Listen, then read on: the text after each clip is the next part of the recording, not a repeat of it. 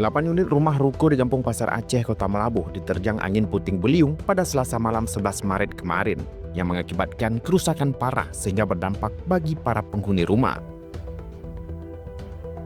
Akibat musibah tersebut, sejumlah perabotan rumah tangga juga ikut mengalami kerusakan. Tidak ada korban jiwa pada kejadian tersebut, namun kerugian ditaksir mencapai puluhan juta rupiah. Kejadiannya jam berapa? Jam 8. Jam 8 malam atau Jam 8 malam mau sholat isya. Pokoknya suaranya mengerikan lagi tuh kan, kayak mau runtuh gitu. Main dari seng sana ke belakang jatuhnya dia kan. Habis itu ya lari dari tangga ke bawah anak nih dua-dua. Pikir memang runtuh kokoh tuh Pak. Saya gendong nih dua-dua nih anak kan, bayi itu. Ya mau sempat jatuh ini kan buka nih. Jatuh juga saya mau buka. Lagi tahu ya, masih hujan rintik-rintik sekitar hampir jam 9. Angin sekali datang, langsung berangkat semua.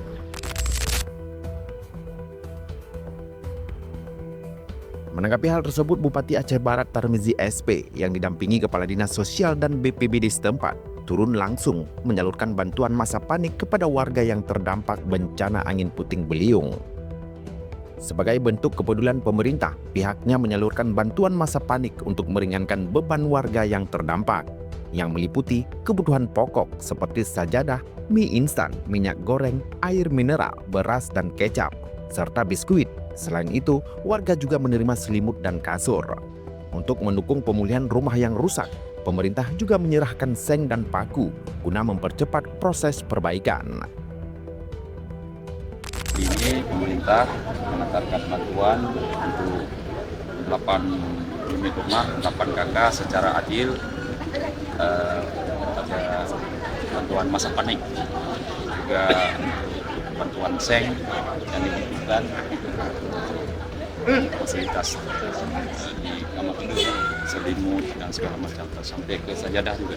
Apa ada korban jiwa? Tidak, alhamdulillah.